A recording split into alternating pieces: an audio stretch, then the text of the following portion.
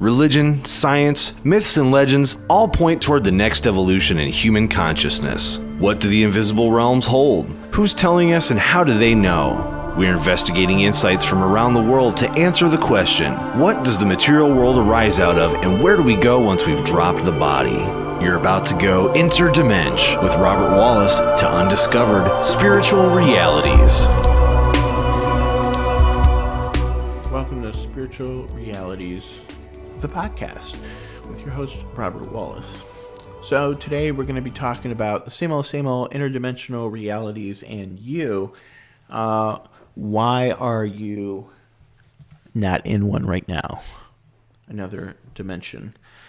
So growing up, I think most of us are usually informed in fairy tales and things like that these other worlds exist. Sometimes we're brought to church and we're taught about heaven. But here's the big mystery of life, and it just never clicks through for people. This is why there is the possibility of conspiracies against man, because we don't know what we're here to do. Namely, first and foremost, enter into the kingdom of heaven. So as a result, it's become infinitely easier and easier to distract young people who are generations deep in forgetting their purpose. So that now technology, shorthand LOL emojis, so now that really in terms of what intellectual development has brought us from a great majority of the new youth is the pushing and the advancement of technologies. These kids have grown up with the highest tech imaginable, at least up until this point, and that will continue to be true the further we go. And as a result, their ideas are inspired from that starting place. So if you grew up with records, okay, the advancement that you can think, unless you're doing some quantum vision boarding, is probably going to be slightly stunted than if you grew up knowing that hovercrafts and 3D printing and holograms and storage, a million bits of storage right in your pinky, a billion bits or whatever was possible. Then you're going to be setting your sights even further, standing on the shoulders of giants. And so as a result, look, they're exponentially blowing out whatever we've created. That's not to say there isn't a generation of vegetarians, of people who are searching out spirituality on a very high degree, because they exist too. We've always had all these different types of people. Now there's these different types of manifestations. But the overall overwhelming public and for the big picture, we've all been really indoctrinated with putting technology first. Technology advancement, that is science. That is the future. That is practicality. That is healing somebody. That is building something. That's research, data and analytics. Like everything, it can be tied back to technology being the best form of what any industry can attain to if it just combines with technology somehow. And, the huge problem we're going to have with that, which Steiner and others point that it's inevitable that it will destroy humanity, is, just look at the so-called Internet of Things. Everything is connected. Well, what happens when you start plugging all your data from every which kind of device and getting every kind of statistic and analytic and metric from every type of thing?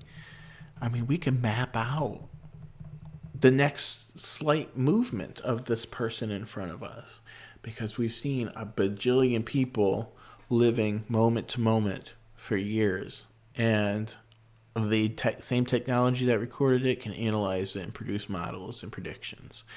And so nothing is a mystery. The underlying patterns that make life work so mysteriously are now so predictable, which is why everybody's freaking out about the Facebook thing. Oh, I talked about something, now it's appearing. That's a suggestion. You should join this group. You should buy this product. Okay. And that can be jarring, because here now we see hard and fast manifestation of what a lot of people used to really only know in terms of telepathy. They would know things psychically or intuitively. And now it's like the technology knows it intuitively, just the same. So now, we've got our subconscious really uploaded into a technology, so a technological subculture, as Steiner called it. And so now, talk about artificial intelligence. I mean, we can exponentially discuss these matters and the implications. The only question that really comes down to was what was in the hearts and minds, the motives of the programming of the technology. What master is it here to serve? Well, we know for a fact that the average person, who's more than average, like 99% of people, who are not dedicated to a godly cause, are naturally seeking personal survival, or the survival of the fittest, or survival of the group per se. But if all that is to survive means to make man the servant of a machine, and that's really what it's come down to. We've forgotten about the homeless, we've forgotten about the worker at the steel mill, or the person who's overpaying in taxes while another guy is not paying any taxes, or why people are suffering and starving when there's so much food being thrown away. Like, there's all these rules and all these corporate agendas, and it's become people serving machines, serving corporations, systems. And instead, Steiner has the threefold social order. We should be considering how and what the effects of what we're doing for our employer, what that's doing for humanity, from a neighbor down the street. Is this helping anybody? So on both sides, the employers don't seem to be working for the individuals, and the individuals don't even realize they're not working for the individuals. They've made themselves complacent in a machine. They're a cog in the wheel, and they're just going around and of their own mindless. I mean, it's their own will to go around and do these things that they're being told, but they're doing it mindlessly. And so as a result, it's chaos. And this artificial intelligence is built around serving this model. And it's going to be the best at it, to the point where it doesn't need the vulnerable weak links, because it, corporately, budgetly speaking, is no longer viable to keep humans alive. And since, the bottom line is ultimately what is being served here, eliminate. It seems like a funny caricature, but then at the same time, everything that we used to laugh at being possible in terms of robots or what will happen in the future, how long do you have to watch funny caricaturizing portrayals of the future come to be manifestations before you realize that that's just the way it is? It's so crazy. It gets so crazy that it gets unbelievable, that it gets hilarious. It's just not, it's so unreal. And unfortunately, to our horror, it is not a funny haha. It's a horrible thing. So the problem isn't so much that the technology in a lot of ways is available, like, we got to delete my maps because, Google's watching all my stuff and everything. And I'm thinking, well, even if you delete your maps, they're still going to have the data. You're just cutting your own self off of it, in a sense, because there's not deleting of data. Just because you hit delete doesn't mean their server deletes it. It puts it in places, it exists, it's documented. There's registry metrics and ways to pull that back. I don't believe for a second, but at the same time, this is what I have to say to all that. In terms of conspiracy theory and all of this, Martin Luther King Jr. said, "He who does not have a cause for which he is willing to die is not fit to live." And as long as we're worried about the impending doom and the time closing in where these institutions and, whatever, come against the people, we're wasting our time doing the one thing that will actually set us all free. It has the best possibility of, bringing any kind of reconciliation to the world, even though a lot of the stuff is inevitable. But while it may be, you don't want to lose your soul and the purpose for being here. So, what is that? Again, Kingdom of Heaven, Interdimensional Realities. We're live in the air, and we're just sharing the word because that's what it's all about. So if you have a method that you've used for any sort of self-initiation practice, like I always talk about how to know higher worlds, tagline is A Modern Path of Initiation by Dr. Rudolf Joseph Lorenz Steiner, Classics in Anthroposophy. I was actually this December, a couple weeks ago. It's now January 23rd, 2020 when I record this. But this last Christmas, we gone into Dubrovnik and Split, Croatia, went up to Nikola Tesla's birth house, and Rudolf Steiner's birth house. Went to the Rudolf Steiner Center there in Donji Krajovec, which apparently means Lower Kingston. This is a part of northern Croatia that used to be a part of Austria before something that had to do with Yugoslavia happened. Changed that, some war, I think. And as a result, Steiner, who was born in Austria, his birth home actually exists in Croatia now. And so, anyway, we had some interesting discussions with the people running that organization over there. And Rudolf Steiner, in general, if you don't know anything about him, there are techniques wherever you go. I know, I'm not going to talk about Rudolf Steiner right now, okay? But but I know there's some people, let me just put this out there. There's some people in my life who say, you talk about Rudolf Steiner too much. I don't want to see pictures of Steiner. He looks creepy. Okay, look, he died in 1925. His pictures are in black and white. He dressed in black, but oh my gosh, this man is a miracle man. I just love him. I just weep. Just read the text, But people are judging a book by its cover. Back when you couldn't smile, he was smiling in his pictures, okay? So let me just blurt that out there. But what I will say actually about the movement that's happening in Donji Krajovec, there is a spa up there, and in that spa, people are receiving Rudolf Steiner massages. They are consuming biodynamically farmed foods that are prepared for them right on site, right on campus. It's grown, and we've got a lot of other things. That Rudolf Steiner Center there is actually the first publicly owned Steiner branch. And so the actual town of Donji Krajovec, when one of my contacts up there, Joseph was the governor, was actually made to be allowed to be built and is a publicly funded institution, and which it very well should be, especially in his birth hometown of all places in the world. But on top of that, you have the birth house, and that birth house is owned by somebody else, and the center has access to it. So now it's the institution, which is only 4 years old at that site. Okay, because all the governors before, no, they didn't want. I don't understand how that could happen. They never picked up a Steiner book. But now it's up. It's 4 years young, and we need to get traffic over there. So if you're a Steiner head, I'm a Steiner head, get down to Donji Krajovec, Croatia, show some support to the branch over there, visit the spa over there, and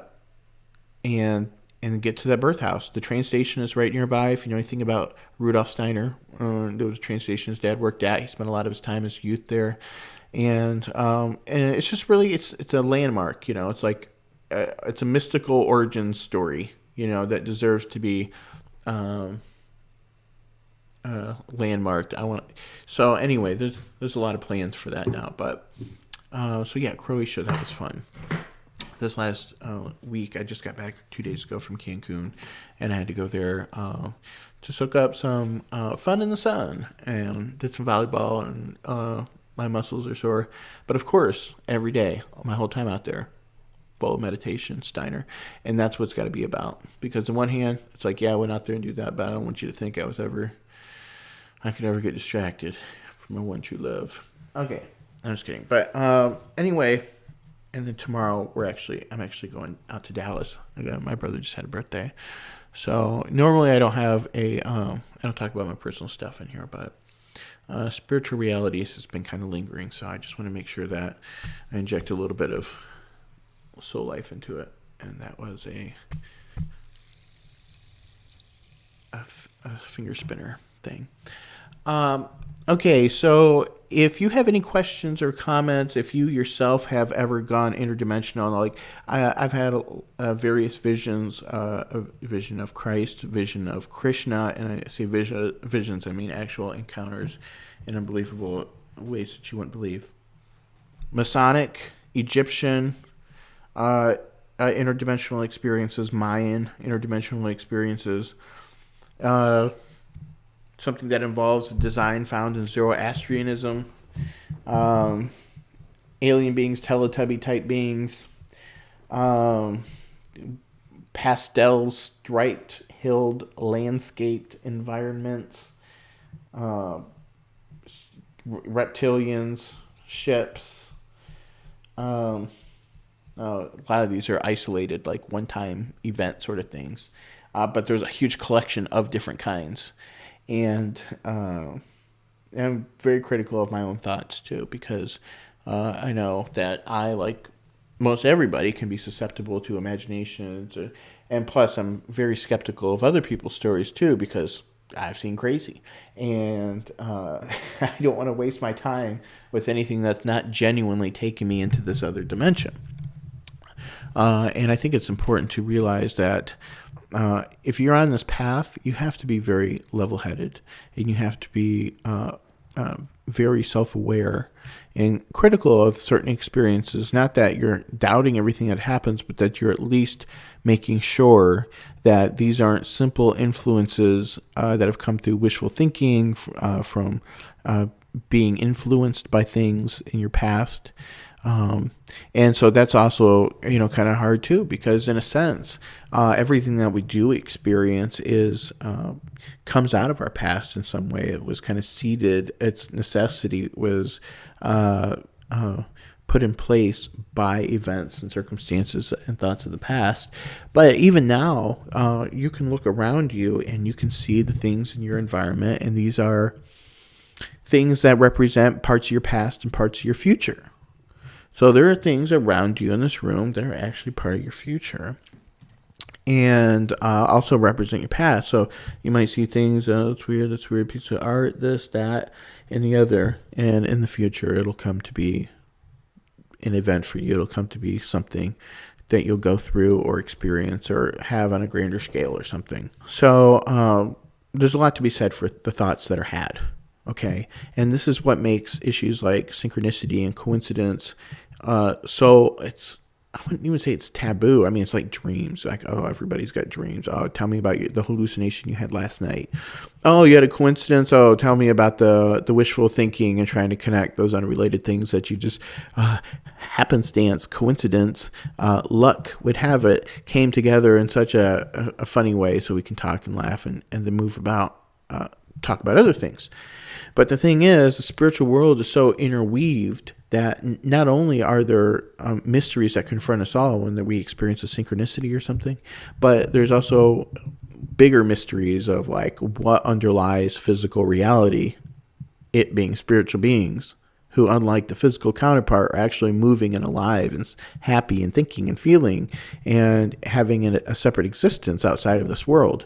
I mean, that's way beyond. We can't even hardly talk with most people about anything like a coincidence because their faith and the ideas of the spiritual world are so superficial that everything has to go through the psychological filter that they've been impressed down by the scientific community. Oh, psychoanalysis proves that, most, neurotics see faces where they don't exist, and it's like, and then all of a sudden we start correlating extreme behavior or religious fundamentalism or religious fanaticism with religion at all, just having any religious beliefs where you stand up and it means more to you than a bacon sandwich. Oh, all of a sudden you're a fanatic. Oh my gosh, you want to take your kid to that school? Oh my gosh, you don't believe in that?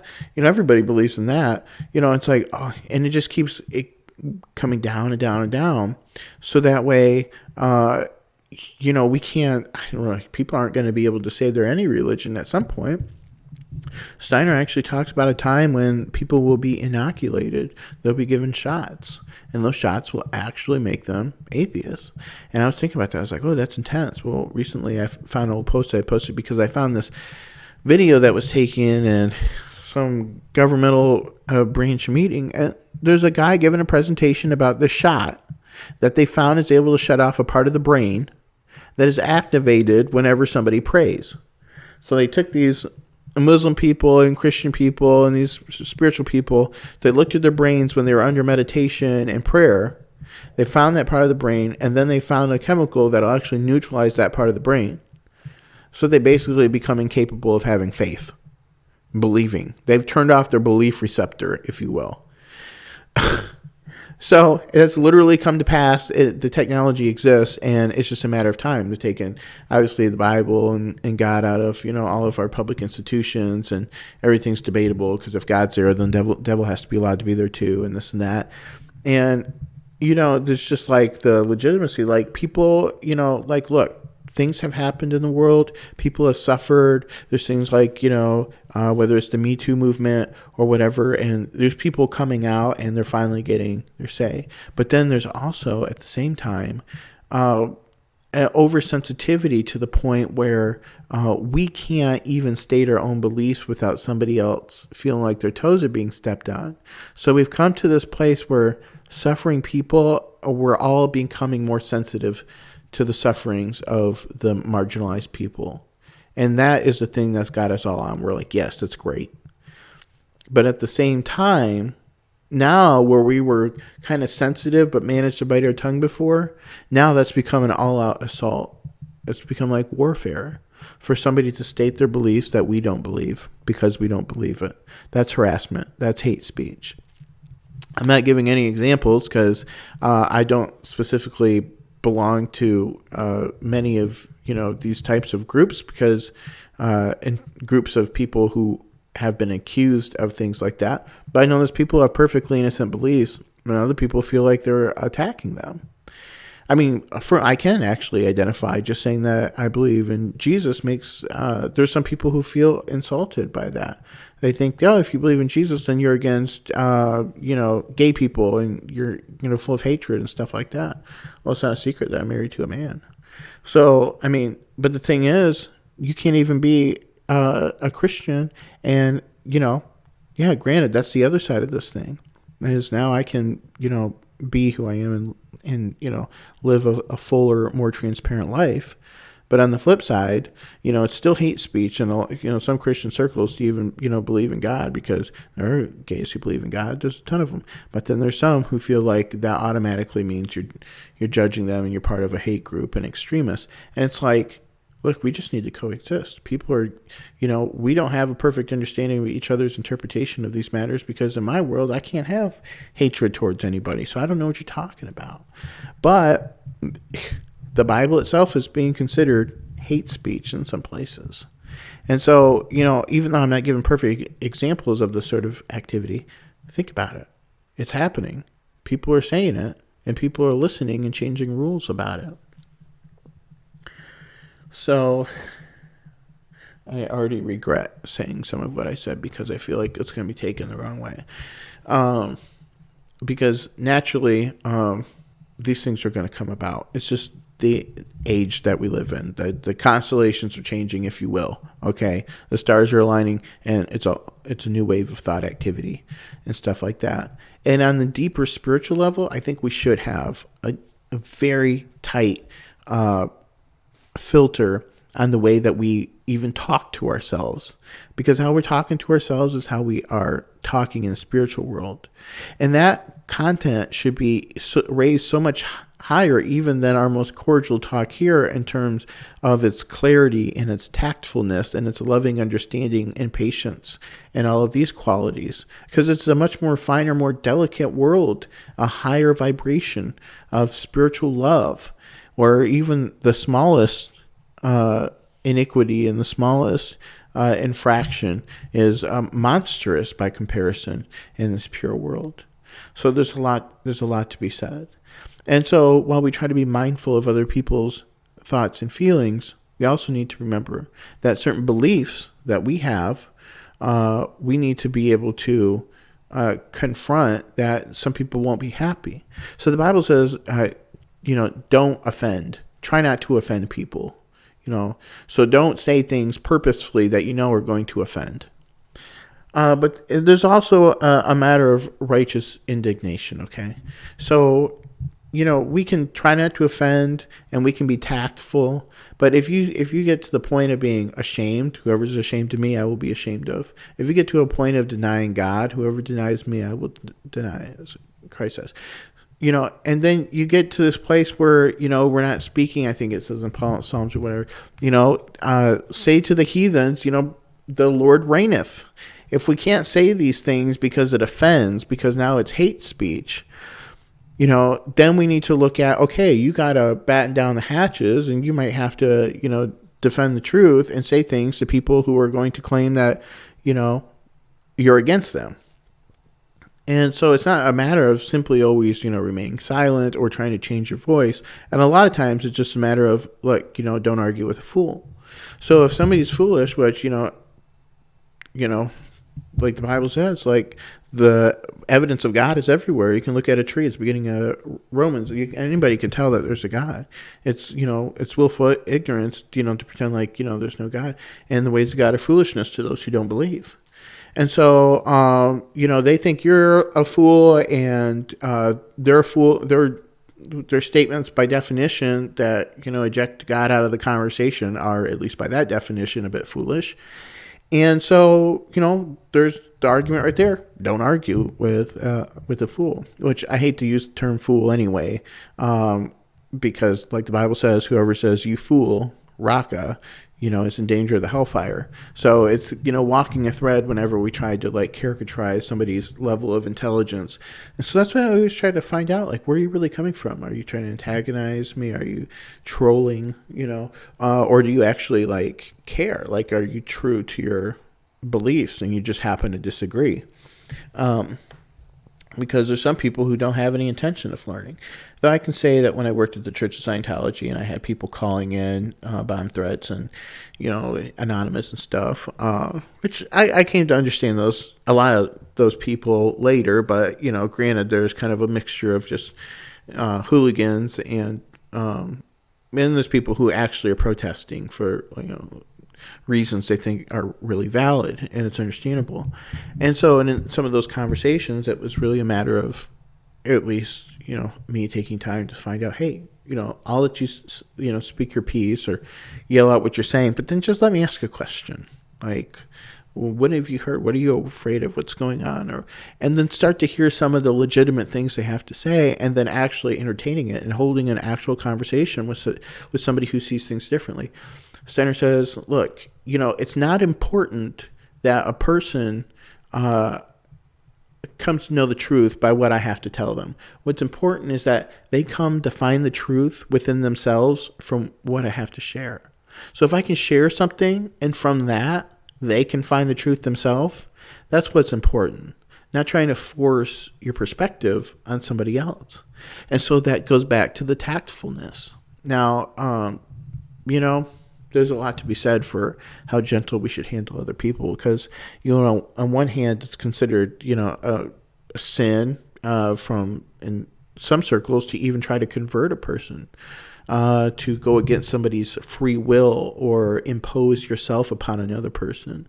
In other circles, we have, the Great Commission to go out into the world and preach the gospel.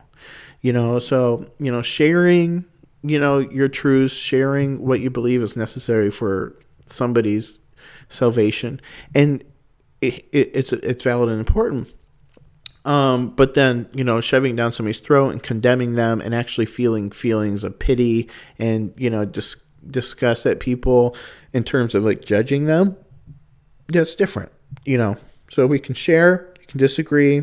I can pray that hopefully, the ideas find some meaning for you, and that whatever, I believe God wants for you, happens according to his will, but not your own will. But, after that, it's like, you love them. They're on their own path. There's a time wherever you are in your path that somebody who was above you was looking at you in dismay and disgust and judgment. It's like, here we have this hooligan. And they didn't know that you were some spiritual searcher who was going through your own stuff, who would eventually find your way maybe to where they're at or further on a different path. And that you had a path to go on, but this person is judging you. Don't be that guy who's actually judging other people for that. Because, obviously we're all going to end up, within this life or another, at some end of the spectrum. And if we're on the far end, the beginning end, we're going to know what it's like to start out with disadvantages, to start out with negative surroundings, to start out with little or no information. Some people with little or no literacy, in a negative environment. And the people who've really, truly gone the whole path, truly, they'll look back and they'll know that the struggles are real. And they'll look back and they'll have sympathy and empathy, and they won't be the ones judging. Let him without sin cast the first stone. Jesus had no sin. He didn't even cast the first stone because he knew. He knew that things were difficult and that mercy, God desires mercy, not sacrifice.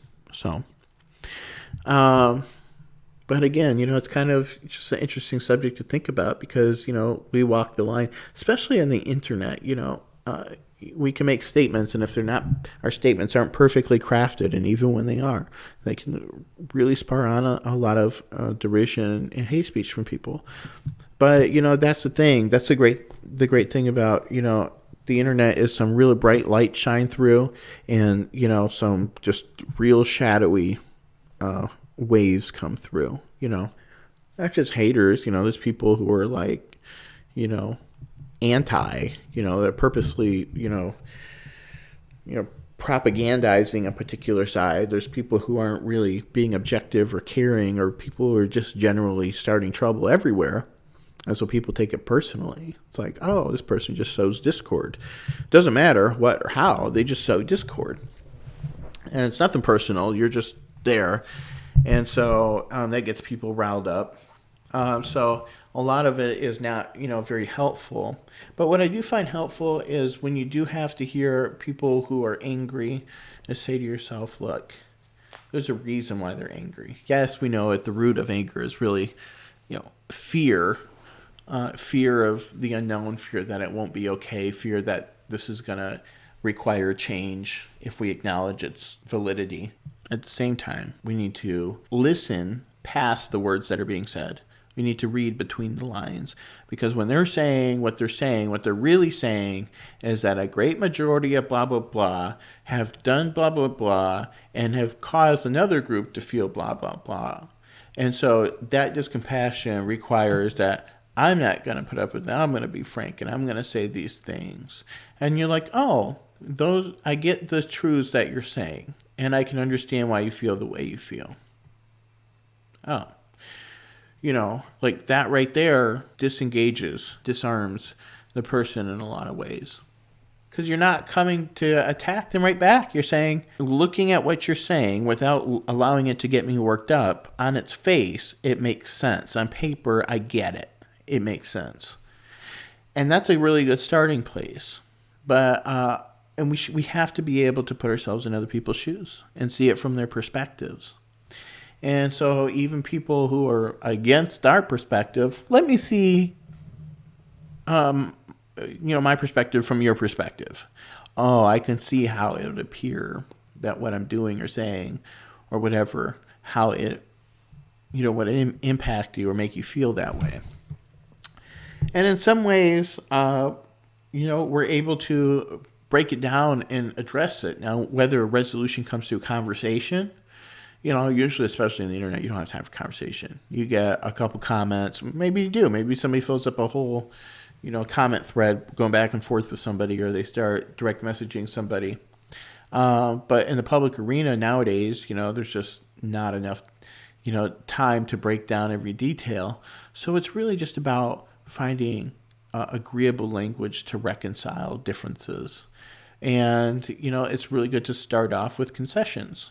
I understand that. I can agree with that. I don't like when that happens either. That's not my favorite part of it. Or I used to feel that way too, and I'm sorry you feel that way. I mean, there's got to be a better way, empathizing, sympathizing, with their situation.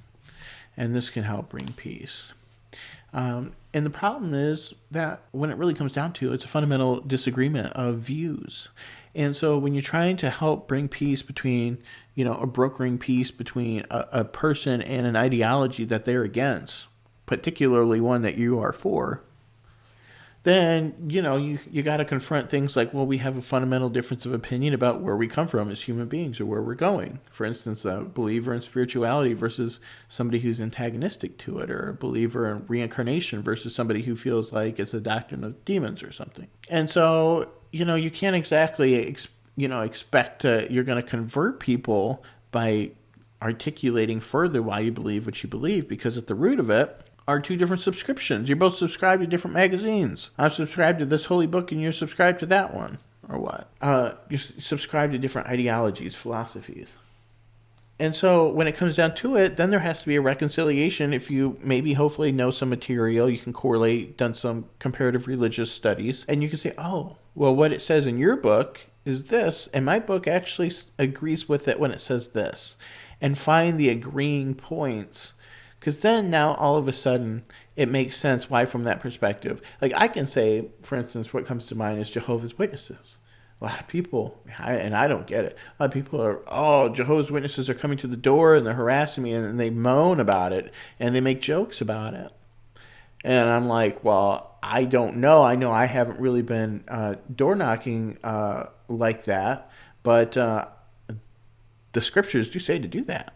They do say to talk to people and evangelize, and and they just, to me, I have a lot of respect for them, because these are the people who are actually doing something. You might be down on Scientologists, you might be down on Mormons, but the Mormons are, the tithers. The Jehovah's Witnesses, I'm sure they're great on their tithing too, but they're going out and living out their faith. Scientologists, there's a lot of people who are actually devoted to the spiritual philosophy that they're claiming. So let's start there. There's a great thing that you can get on board with that we should all be doing. And each of these groups that, we have feelings against, they're doing something right. So while you're sitting there condemning, maybe at least do as much right as they're doing before, or as I think Jesus said, you have to be at least as righteous as the Sadducees or the Pharisees if you're going to enter. At least as righteous. So before, we're complaining and overtaking them and all this, let's make sure they're not like actually usurping you in some of the duties that most people are still failing to fulfill. And then we can talk about righting their wrongs, where they exist.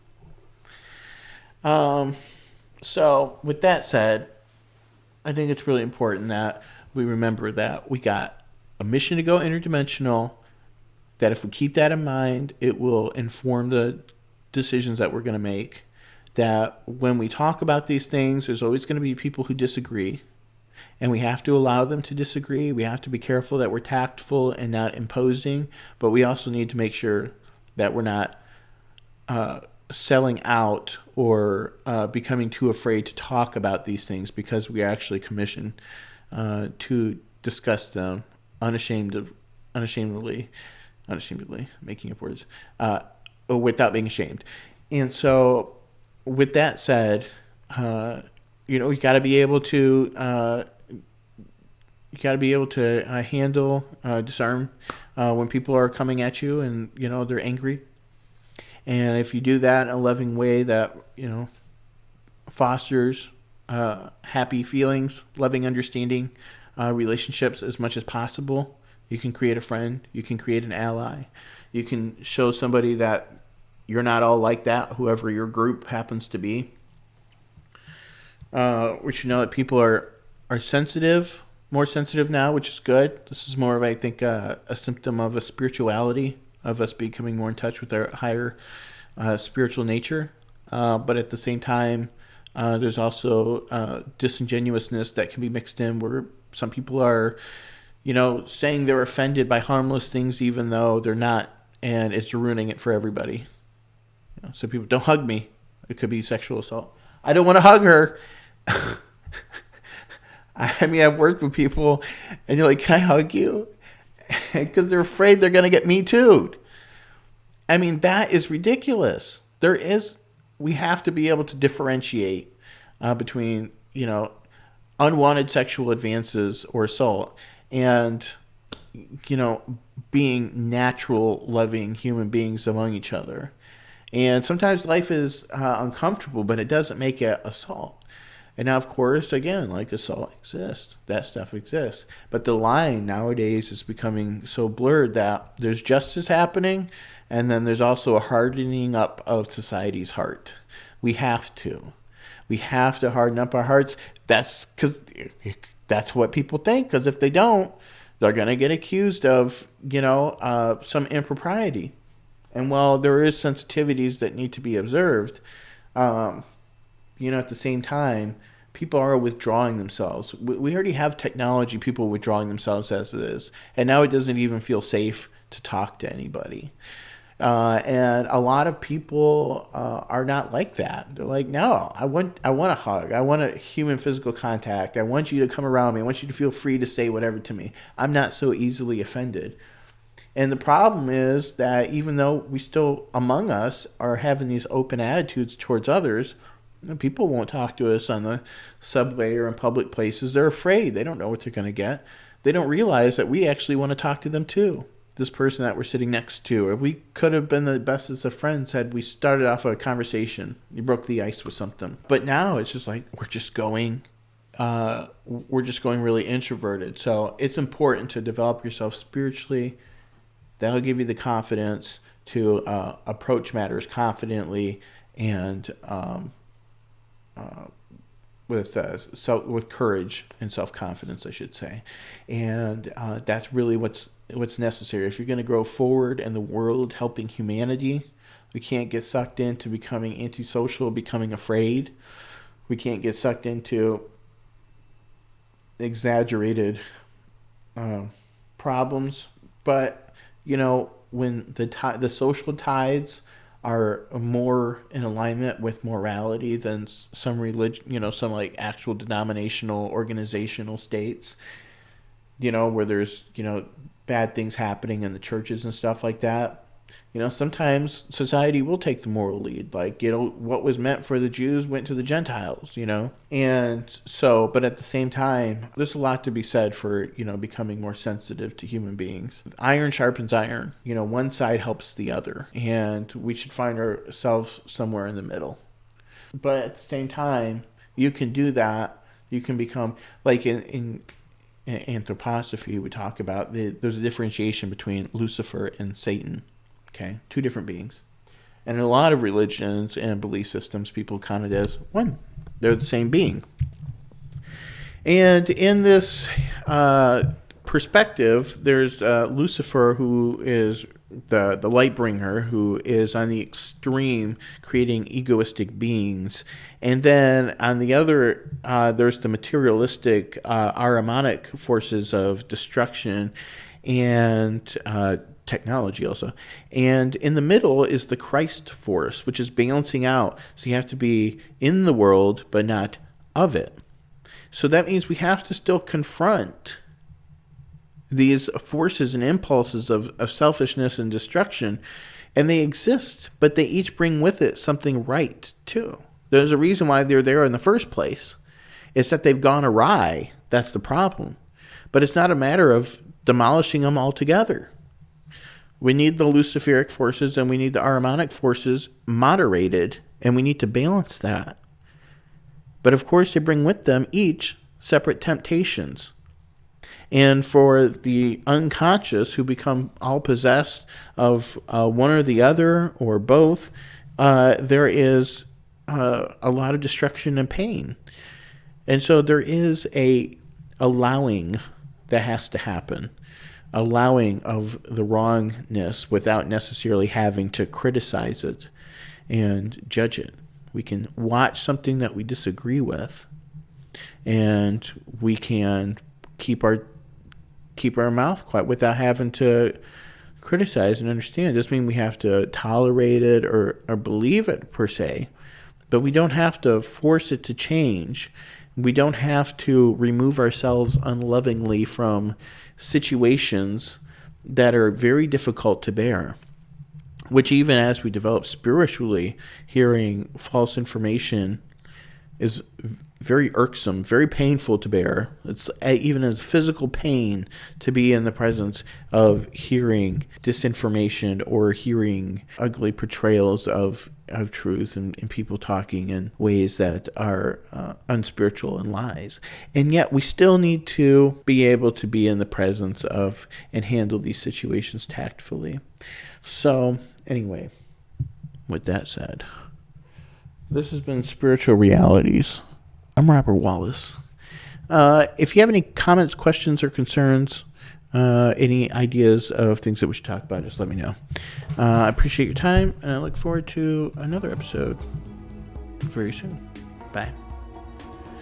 So you can visit us on spiritualrealities.net, facebook.com/spiritualrealities. You can contribute to the show if you want to help it continue and to grow.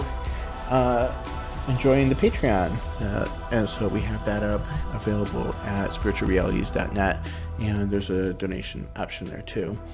And again, I recommend if you're going to Croatia or you want to go to Croatia, there's a lot of things going on over there, including but not limited to the birth house of Rudolf Steiner. Nikola Tesla's over there, and the center, so you'll want to check that out.